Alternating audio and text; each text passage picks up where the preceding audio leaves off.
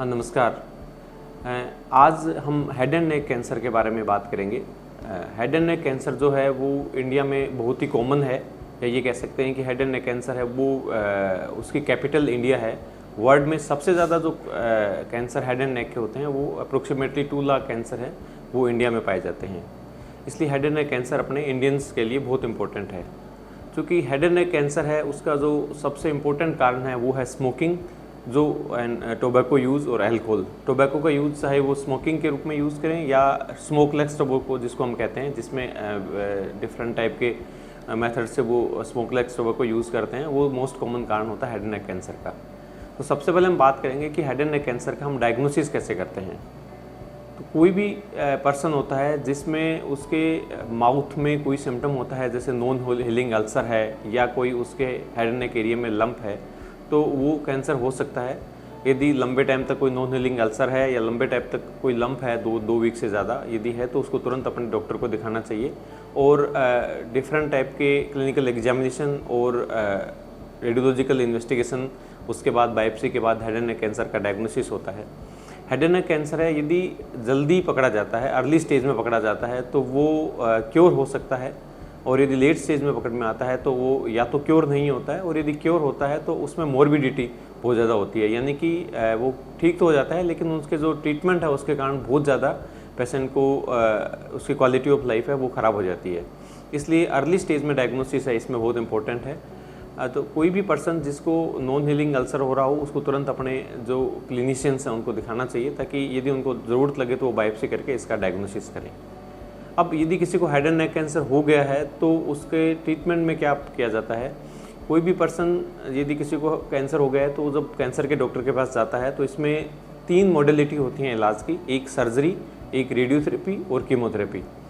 Surgery है वो head and नेक के कुछ पार्ट में सर्जरी सबसे इम्पोर्टेंट होती है, जैसे ओरल कैविटी है, टंग का इंटीरियर पार्ट है, उसमें सर्जरी सबसे इम्पोर्टेंट होती है।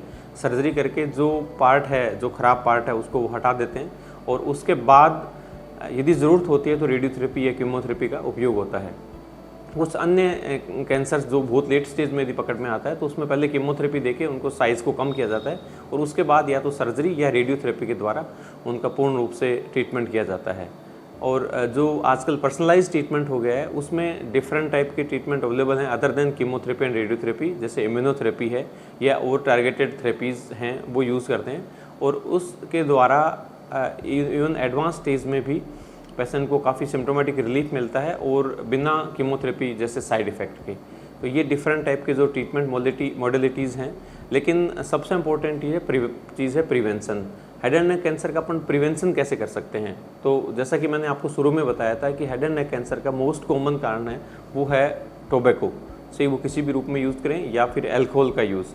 तो यदि अपन अल्कोहल और टोबैको से दूर रहेंगे तो हम हेड एंड नेक कैंसर होने की पॉसिबिलिटी अपने सबसे कम होती है। इसके अलावा कुछ अन्य जो रेयर कारण है वो ये हैं कि ओरल कैविटी की अपन हाइजीन अच्छी नहीं रखते हैं।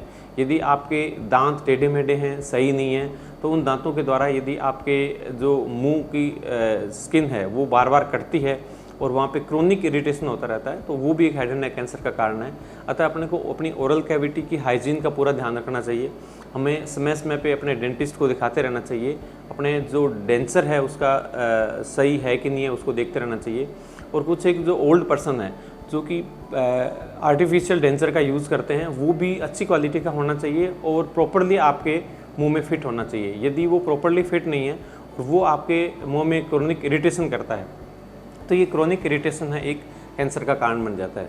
अतः अपन इन चीज़ों का ध्यान करके हेड एंड नेक कैंसर का एक आपका प्रिवेंशन कर सकते हैं, यानी कि वो कैंसर अपने होएगा ही नहीं। और यदि किसी को कैंसर हो गया है तो उसको अर्ली स्टेज में डायग्नोसिस करके अपन उसकी क्वालिटी ऑफ लाइफ को बिना बिगाड़े और उसको ट्रीट कर सकते हैं। यदि किसी को एडवांस स्टेज में भी डायग्नोसिस होता है तो भी इतना डरने की ज़रूरत नहीं होती, क्योंकि हेड एंड नेक कैंसर में इवन स्टेज 3A और 3B में भी जो कैंसर है वो क्योर हो सकता है। हालांकि इसमें ट्रीटमेंट थोड़ा ज़्यादा अग्रेसिव होता है, थोड़ी सी मॉर्बिडिटी ज़्यादा रहती है।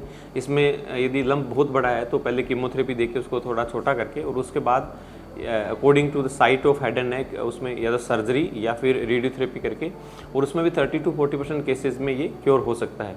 अतः अपने को हेड एंड नेक जो कैंसर है, जो कि इंडिया में सबसे ज़्यादा कॉमन कैंसर है, उसको अपन लोग सब मिलके एक कॉमन लड़ाई लड़के और उसको अपने को कम करना है।